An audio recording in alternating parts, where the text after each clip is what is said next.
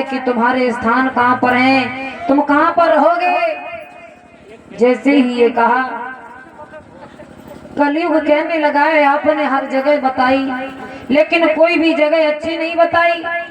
कोई ऐसी जगह बताओ जहाँ पर हम आराम कर सकें, रुक सकें। ऐसी बताई है जहाँ पर जाओ तो चलते ही फिक्रो। परीक्षित के मुंह से एक बात निकल गई कि तुम सोने में वास करोगे।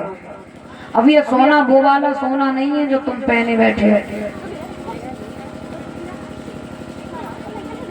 ये वो वाला सोना नहीं है। वो सोना बताया था जो पाप से कमाया जाए, अत्याचार से कमाया जाए। एक सोना वो हो गया है, एक सोना ये है कि भगवान की चर्चाएं चल रही हैं और हमारे भैया माताएं बहनें सोए जाती हैं।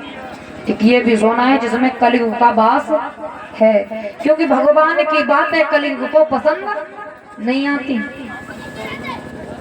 जब ये कहा कि तुम सोने में वास करोगे, तो परीक्षित महाराज सोने का मुकुट पहने हुए थे। वो मुकुट जैसे ही उस कलयुग ने देखा, तो कलयुग ने क्या किया, एक छोटा सा रूप बनाया और महाराज परीक्षित के मुंह सर पर सवार हुआ है। अरे कलयुग छोटा रूप बनाया,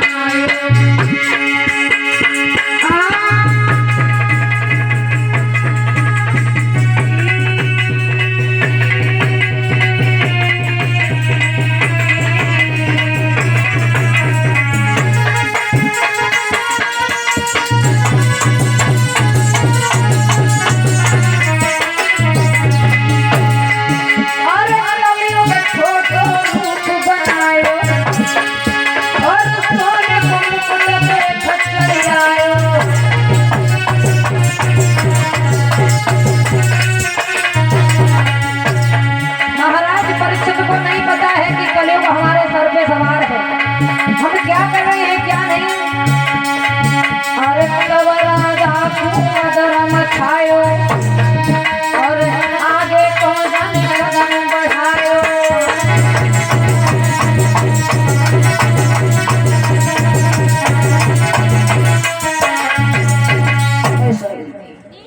कलयुग परीक्षित के सर पे सवार हो गया है, मुकुट में प्रवेश कर गया। महाराज परीक्षित को नहीं पता है कि हमारे मुकुट में कलयुग का वास हो गया। महाराज परीक्षित वहां से चले, क्या देखा है, लोमंस ऋषि की कुटिया बनी हुई है। महात्मा जी भगवान के भजन में लीन है, नेत्रों को बंद किए हैं। परीक्षित महाराज ने जैसे ही देखा, जवाब दिया, ना तो हम कुरूप है, न काले हैं, अंधे भी नहीं है, लेकिन इन्होंने हमें देख करके नेत्र बंद कर लिए। क्योंकि परीक्षित के सर पे कलयुग सवार था। अच्छे बुरे का उन्हें कोई ख्याल नहीं। पहले तो बहुत अच्छे थे, जब कलयुग का वास हो गया तो परीक्षित महाराज ये भूल गए धर्म किसे कहते हैं। जैसे ही लोमंस ऋषि के पास में पहुंचे, उन्होंने क्या किया, एक मरा हुआ सर्प पड़ा हुआ है, भाले की नोक से उस सर्प को उठाया,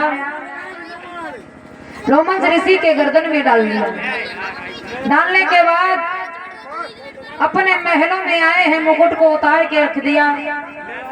तो महाराज परीक्षित को ये याद आया कि आज मैंने एक संत का अपमान कर दिया। इधर क्या हुआ है, लोमंस ऋषि का पुत्र श्रृंगी ऋषि जैसे ही आया, जवाब दिया है, जिसने हमारे पिता का अपमान किया है, जिसने ये सर्प मरा हुआ हमारे पिता के गले में डाला है, आज से 7वें दिन यही नाग जीवित होकर के उसे डस जाएगा और अपनी मौत का बचने का उपाय जहां से चाहे वहां से खोज ले, क्योंकि आज से 7वें दिन परीक्षित को बचाने वाला कोई नहीं है।